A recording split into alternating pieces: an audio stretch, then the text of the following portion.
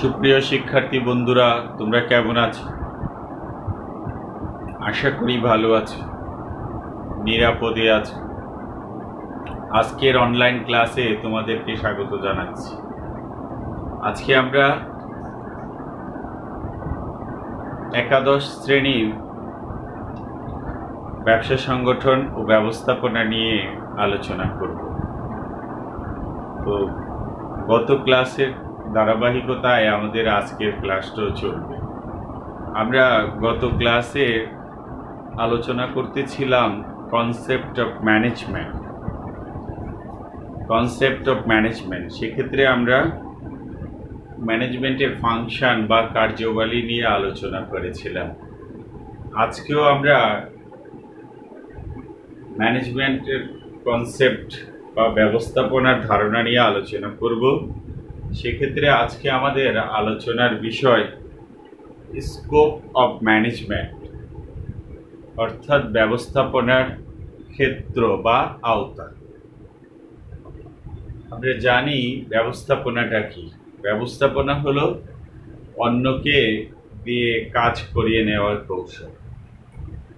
তাইলে এই যে ব্যবস্থাপনাটা অন্যকে দিয়ে কাজ করে নেওয়ার কৌশল, এই কৌশলটা কোথায় আছে? এই কৌশলটা মানুষের ব্যক্তিগত, পারিবারিক, রাষ্ট্রীয় সংগঠন, সামাজিক সংগঠন সকল ক্ষেত্রে ব্যবস্থাপনা রয়েছে। এক কথায় বলা যায় ম্যানেজমেন্ট ইজ ইউনিভার্সাল, অর্থাৎ ব্যবস্থাপনা সার্বজনীন। সেই সার্বজনীনতার বিষয়টাই আমরা আজকে আলোচনা করব। অর্থাৎ ব্যবস্থাপনাটা কোথায় কোথায় আছে। আমরা দেখো বোর্ডে সাজিয়েছি ব্যবস্থাপনার আওতা। ব্যবস্থাপনা পারিবারিক জীবন, ব্যবসায়িক ক্ষেত্রে, সামাজিক ও ধর্মীয় সংগঠনে, রাজনৈতিক, রাষ্ট্র পরিচালনা, আন্তর্জাতিক ক্ষেত্রে ব্যবস্থাপনার বিষয়গুলো আমরা যদি বলি যে কোথায় কোথায় কিভাবে আছে। প্রতিটি পরিবারকে বলা হয় একটা সংগঠন। পৃথিবীর আদিমতম সংগঠন হলো পরিবার। তো মানুষের জীবনের সর্বক্ষেত্রে ব্যবস্থাপনার প্রয়োজন। আমরা যদি প্রতিদিনের জীবন লক্ষ্য করি তাহলে দেখব পরিবারের দৈনন্দিন জীবনের পরিকল্পনা প্রণয়ন, সংগঠন করতে হয়, নির্দেশনা দিতে হয়, নিয়ন্ত্রণ করতে হয়। তাহলে এই কাজগুলো কোথায় আছে ব্যবস্থাপনায়? তাহলে এই কাজগুলো কোথায় আছে পরিবারে? তাহলে ব্যবস্থাপনার কাজগুলো পরিবারে বিদ্যমান। আমরা তো জানি যে সুশৃঙ্খল ব্যবস্থাপনা কি করতে পারে? মানুষের ব্যক্তিগত এবং পারিবারিক জীবনকে সুন্দর ও সফলময় করে তুলতে পারে। ঠিক একইভাবে যে পরিবারের ব্যবস্থাপনা নেই, সেই পরিবারের কথা তোমরা চিন্তা করে দেখো। সেই পরিবারে সবসময় একটা অস্থিরতা, বিশৃঙ্খলা বিরাজ করে। সেই পরিবার কখনোই তার লক্ষ্য উদ্দেশ্যে বাস্তবায়ন করতে পারে না, কারণ তাদের মূল যে চালিকা শক্তি অর্থাৎ ব্যবস্থাপনা এটা নেই। তুমি হয়তো তোমার নিজের জীবনেই দেখো, তুমি যদি একটা সুশৃঙ্খল জীবন যাপন করো তাইলে কিন্তু তুমি সফল কাম হবা। কখন তুমি ঘুম থেকে উঠবে, কখন তোমার পড়াশোনা করবে, কখন খাবে, কখন খেলাধুলা করবে, সবকিছুতেই কি একটা শৃঙ্খলা নিয়ে আসতে হবে। তাহলে এই যে শৃঙ্খলা, একটা কাজের পর একটা কাজ, একটা কাজের পর একটা কাজ, এবং এই সকল কাজে তোমার যদি কোনো কারণে ভুল ত্রুটি হয়, মানে এই কাজগুলো করতে গিয়ে তোমার যদি কোনো কারণে দেখা যাচ্ছে যে ভুল ত্রুটি হয়েছে, তাহলে পরবর্তীতে তুমি কি করো? সেটার জন্য একটা সংশোধনমূলক ব্যবস্থা গ্রহণ করো। এটাই ব্যবস্থাপনার নিয়ন্ত্রণ। তাইলে দেখা যায় তুমি সকালে উঠে একটা টার্গেট সেট করেছো যে আজকে তুমি এই কাজগুলো করবা, কিন্তু সারাদিনের পরে দেখা গেল যে তুমি এই কাজগুলো করতে পারলা না। তখন তোমার এই যে টার্গেটের সাথে তোমার হলো বাস্তবায়িত কাজ এবং যেটুকু বলতো এটা এগুলো কি টার্গেটটা পরিকল্পনা, আর এখানে হলো কি নিয়ন্ত্রণ। তাহলে দেখো, মানুষের ঘুম থেকে উঠা থেকে শুরু করে একদম ঘুমানো যাওয়ার আগ পর্যন্ত কি প্রয়োজন, মানে সর্বক্ষেত্রেই ব্যবস্থা করা। সুতরাং আমরা বলতে পারি পারিবারিক জীবনে ব্যবস্থাপনা অনস্বীকার্য। এরপরে আসো ব্যবসায়িক ক্ষেত্রে। কোনো ব্যবসা প্রতিষ্ঠান তার লক্ষ্য অর্জন করে কার্যকর ব্যবস্থাপনার মাধ্যমে। প্রতিষ্ঠানে যখন ব্যবস্থাপনার রীতিনীতি কলাকৌশল সুষ্ঠু সুন্দরভাবে অনুসরণ করা হয়, তখন ওই প্রতিষ্ঠান তার কাঙ্ক্ষিত লক্ষ্য বুঝতে পারে। একটা প্রতিষ্ঠানে নানা ধরনের ব্যবস্থাপনা বিদ্যমান। আমরা যদি কার্য বিভাগের ভিত্তিতে আমরা দেখি, একটা প্রতিষ্ঠানে নানা ধরনের ব্যবস্থাপনা আছে। অফিস ব্যবস্থাপনা, উৎপাদন ব্যবস্থাপনা, বাজারজাতকরণ ব্যবস্থাপনা, অর্থ সংস্থান ব্যবস্থাপনা, মানব সম্পদ ব্যবস্থাপনা বিদ্যমান। এবং যে প্রতিষ্ঠানগুলো এই ব্যবস্থাপনার কাজকে সুন্দর সুচারুরূপে করবে, সেই প্রতিষ্ঠান অবশ্যই সফল কাম হবে। আমরা যদি অফিস ব্যবস্থাপনার ক্ষেত্রে দেখি, একটা পরিকল্পিত উপায়ে প্রাতিষ্ঠানিক কার্যাবলী পরিচালনা করার জন্য ব্যবস্থাপনা প্রয়োজন। যেমন অফিসের সময়সূচি নির্ধারণ, অফিস কয়টার থেকে কয়টা চলবে, এবং এই যে কয়টা থেকে কয়টা চলবে, এই অফিসে যারা কর্মরত আছে তাদের উপস্থিতি নিশ্চিত করা, কাজের পরিবেশ উন্নত করা, এবং সেই সাথে অফিসের যে বিভিন্ন শৃঙ্খলা অর্থাৎ বিভিন্ন বিভাগের সাথে সমন্বয় করা, এটাও অফিস ব্যবস্থা। তাইলে শিক্ষার্থী বন্ধুরা, আমরা দেখতে পাচ্ছি যে অফিসের জন্য অফিস ব্যবস্থাপনা করে আসছে। এরপরে দরকার উৎপাদন ব্যবস্থাপনা। তাইলে পণ্য বা সেবা প্রস্তুত করাটাই হলো কি উৎপাদন। এখন উৎপাদন ব্যবস্থাপনার জন্য কি করতে হয়? উৎপাদন ব্যবস্থাপনার সাথে হলো বস্তুগত সম্পদের সাথে অবস্তুগত সম্পদের সম্মিলন ঘটাতে হয়। বস্তুগত সম্পদের সাথে অবস্তুগত সম্মিলন ঘটাতে হয়, এটা উৎপাদন ব্যবস্থাপনা।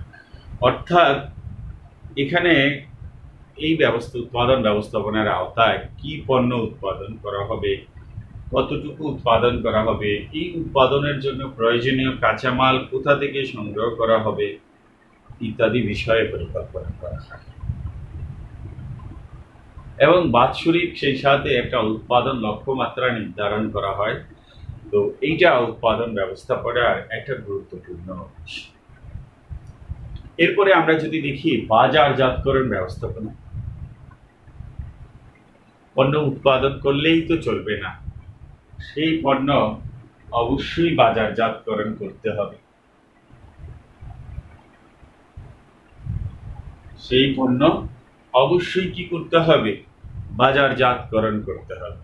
তুমি যদি পণ্য শুধু উৎপাদন করো, সেটা বাজারজাতকরণ না করো, তাইলে প্রতিষ্ঠানের লক্ষ্য তো অর্জিত হবে না। তাইলে বাজারজাতকরণ হলো কি? সর্বোচ্চ ক্রেতা ভ্যালু সৃষ্টির মাধ্যমে লাভজনক ক্রেতার সাথে সম্পর্ক গড়ে তোলাই হলো কি বাজারজাতকরণ। অর্থাৎ বাজারের মাধ্যমে ক্রেতার চাহিদা জানা যায়, সেই চাহিদা অনুযায়ী ক্রেতাকে পণ্য সরবরাহ করতে হয়। তাহলে বাজারজাতকরণের সাথে অনেকগুলো বিষয় জড়িত। উৎপাদন থেকে শুরু করে বন্টন পর্যন্ত যাবতীয় কাজগুলি হলো কি বাজারজাতকরণ। তাহলে উৎপাদন থেকে শুরু করে তোমার হলো বন্টন পর্যন্ত এই যে যাবতীয় কাজগুলো এই বাজারজাতকরণ ব্যবস্থাপনার মাধ্যমে করা হয়। এরপরে আসো আর্থিক ব্যবস্থাপনা। অর্থ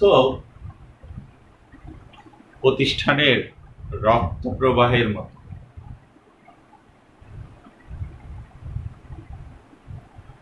অর্থ ছাড়া প্রতিষ্ঠান চলে না। প্রতিষ্ঠানের সকল উপাদান আছে, কিন্তু মূলধন নেই, প্রতিষ্ঠান চলবে না। তাহলে সেক্ষেত্রে কি প্রয়োজন? অর্থ সংস্থান করা। আর এই অর্থ সংস্থানের কাজ হলো আর্থিক ব্যবস্থাপনা। অর্থ সংস্থানের জন্য অর্থের উৎস নির্ধারণ এবং এই সংগৃহীত অর্থ ব্যয়ের পদ্ধতি নির্ধারণ করা। অর্থাৎ এই যে আমি অর্থ সংগ্রহ করলাম বিভিন্ন পর্যায় থেকে, এই অর্থগুলো আমি কিভাবে কোথায় ব্যয় করব সেটার জন্য একটা সুষ্ঠু পরিকল্পনা করা, এটা হলো আর্থিক ব্যবস্থাপনার কাজ। পরিশেষে আমরা যে বিষয়টা ব্যবস্থাপনার ক্ষেত্রে বলবো সেটা হলো মানব সম্পদ ব্যবস্থাপনা। প্রতিষ্ঠানের সবই আছে, কিন্তু এগুলো পরিচালনা করার জন্য কি দরকার? কর্মী দরকার। আর এই কর্মী সংগ্রহের কাজই হলো কি? মানব সম্পদ ব্যবস্থাপনা। অর্থাৎ মানুষ সম্পদ কথাটা থেকে বোঝা যায় মানুষকে সম্পদে পরিণত করা। তাহলে মানুষ কখন সম্পদে পরিণত হয়? যখন মানুষের মধ্য থেকে প্রোডাক্টিভিটি বা উৎপাদনশীলতা বেরিয়ে আসে, যেটা তার হলো কি প্রতিষ্ঠান, ব্যক্তিগত বা রাষ্ট্রের কাছে প্রয়োজন হয়, সেটাই হলো কি মানব সম্পদ ব্যবস্থাপনা। তাহলে একটা প্রতিষ্ঠানে অবশ্যই কি থাকে? মানব সম্পদ ব্যবস্থাপনা বিভাগ থাকে। তাহলে এদের কাজ হলো প্রতিষ্ঠানের চাহিদা মাফিক কর্মী জোগাড় করা, কর্মী নির্বাচন করা, এই সকল নির্বাচিত কর্মীদের আবার প্রশিক্ষণের মাধ্যমে কি দক্ষ করে তোলা। এটা হলো মানব সম্পদ ব্যবস্থা। তাহলে আমরা বন্ধুরা বুঝতে পারলাম ব্যবসায়িক ক্ষেত্রে ব্যবস্থাপনার কতটুকু প্রয়োজনীয়তা রয়েছে। এটা আমরা যেটা বললাম কার্য বিভাগের ভিত্তিতে ব্যবস্থাপনা। আমরা কার্যের প্রকৃতির ভিত্তিতে যদি আমরা ব্যবস্থাপনা বলি, মানে কি একটা প্রতিষ্ঠানে যে কাজগুলো হয় এই কাজগুলোর ভিত্তিতে এই ব্যবস্থাপনারও দরকার আছে। এখানেও একটা ক্ষেত্র আছে, যেমন প্রতিষ্ঠান পরিচালনার ক্ষেত্রে প্রতিষ্ঠানে নিয়োজিত উপাদান সম্পদের সুষ্ঠু ব্যবহার এবং এই সম্পদের সুষ্ঠু ব্যবহারের মাধ্যমে প্রতিষ্ঠানের লক্ষ্য অর্জন। এক কথা যদি আমি বলি সেটা হলো সংগঠিতকরণ, কর্মী সংস্থার নির্দেশনা, সমন্বয় সাধন ও নিয়ন্ত্রণ, এগুলো প্রতিষ্ঠান পরিচালনার অন্তর্ভুক্ত। তাহলে এসব কাজগুলো কি ব্যবস্থাপনার অন্তর্ভুক্ত, এই কাজগুলো ব্যবস্থাপনার অন্তর্ভুক্ত। তাহলে আমরা শিক্ষার্থীরা বুঝতে পারছি যে প্রতিষ্ঠান পরিচালনার ক্ষেত্রে এটা কতটুকু দরকার। এবার আসো কর্মী পরিচালনা করা। আমরা একটু আগে বললাম যে মানব সম্পদ ব্যবস্থাপনা। তো মানব সম্পদ ব্যবস্থাপনার কাজ কি? কর্মী সংগ্রহ, নির্বাচন করা, সংগৃহীত কর্মীদেরকে কি করা? তাদেরকে হলো প্রশিক্ষণ দেওয়া, কিন্তু এই প্রশিক্ষিত কর্মীগুলোকে আবার নিয়ন্ত্রণ করা দরকার। তাহলে কর্মী পরিচালনা করা অর্থাৎ কর্মীদের মধ্যে দায়িত্ব কর্তব্য বন্টন করে দেওয়া, কে কি কাজ করবে, কিভাবে করবে সেইটাও নিয়ন্ত্রণ করা। কার কাজ? কর্মী মানব সম্পদ ব্যবস্থাপনার কাজ। সুতরাং কর্মী পরিচালনা করার ক্ষেত্রেও কি দরকার? ব্যবস্থাপনা। কর্মীদেরকে পরিচালনা করার ক্ষেত্রে ব্যবস্থাপনা এই অপরিহার্য। তাইলে আমরা দেখলাম ব্যবসায়িক ক্ষেত্রে খুবই প্রয়োজন, যদিও আমাদের আলোচনার বিষয়টাই মূল ফোকাসটা ব্যবসায়িক ক্ষেত্রে, কারণ আমাদের সাবজেক্টের নামই হলো কি ব্যবসা সংগঠন ও ব্যবস্থাপনা। এই জন্য আমাদের মূল ফোকাসটা থাকে ব্যবসায়িক ক্ষেত্রে। এবার আছো আমরা যদি দেখি সামাজিক ও ধর্মীয় সংগঠন। এখন সামাজিক ও ধর্মীয় সংগঠন কোনগুলো? যেমন শিক্ষা প্রতিষ্ঠান, মসজিদ, মন্দির, গির্জা, ক্লাব, এগুলো বিভিন্ন জনকল্যাণমূলক সংস্থা, এগুলো সামাজিক সংগঠন। তো এই সকল সংগঠন পরিচালনা করার জন্য কি একটা পর্ষদ দরকার, অর্থাৎ ব্যবস্থা একটা পর্ষদ দরকার। এই পর্ষদটাই হলো কি ব্যবস্থাপনা পর্ষদ। তারা কি করবে, ওই প্রতিষ্ঠানের লক্ষ্য উদ্দেশ্য নির্ধারণ করবে, প্রতিষ্ঠানের লক্ষ্য উদ্দেশ্য বাস্তবায়নে তারা কাজ করবে। তাইলে দেখা যায় সামাজিক ও ধর্মীয় সংগঠনে আমরা হলো কি ব্যবস্থাপনা সম্পর্কে। এবার আসো রাজনৈতিক ক্ষেত্রে।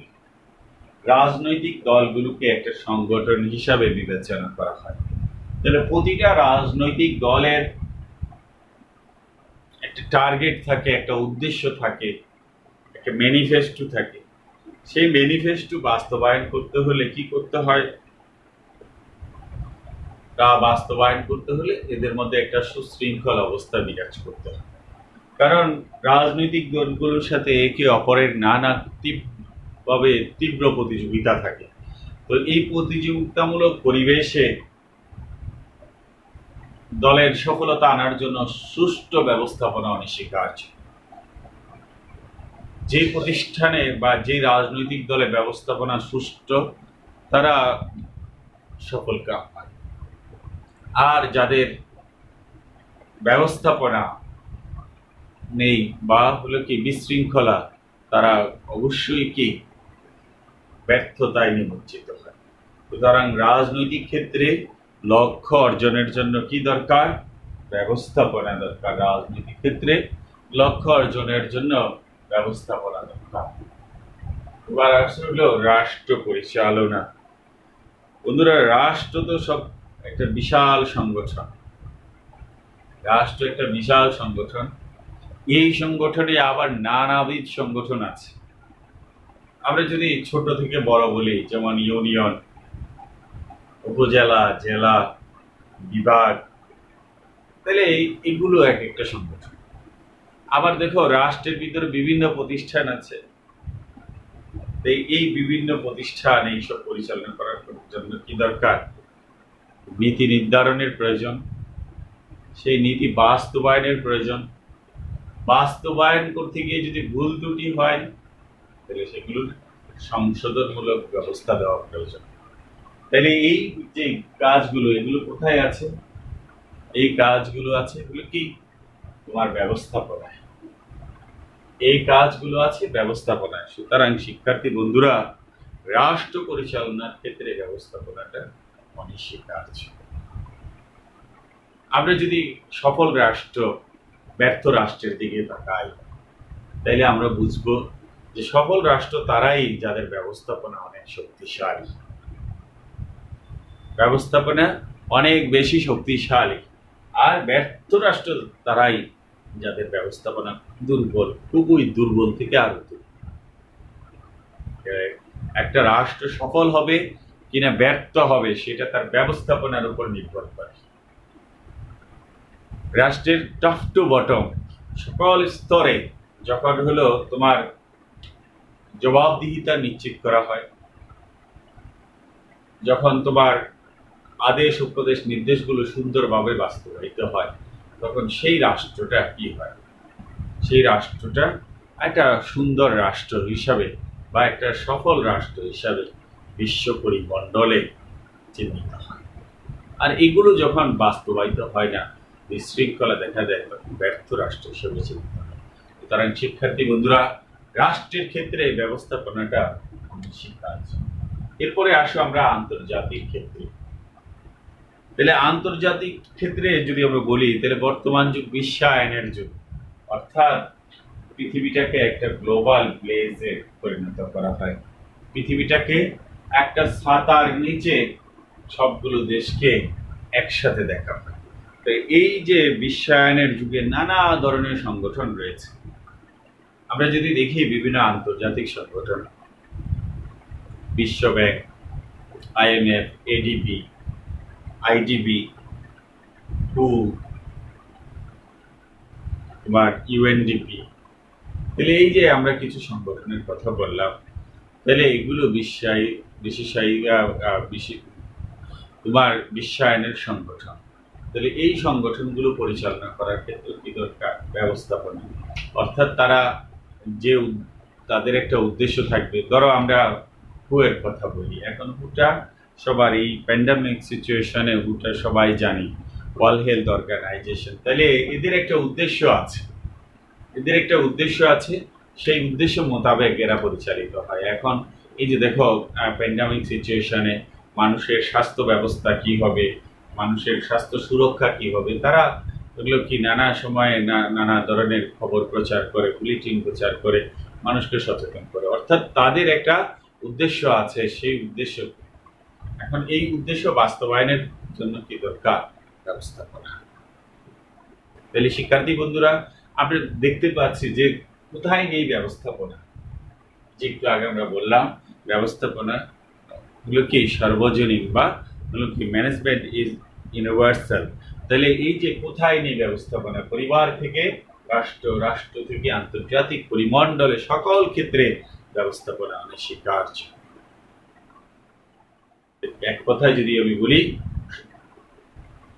সেটা হলো জন্ম তোমার হলো সকালে ঘুম থেকে উঠে হলো রাতে ঘুমানোর আগ পর্যন্ত যতটুকুই থাকবে সবকিছুতে কি দরকার? ব্যবস্থাপনা।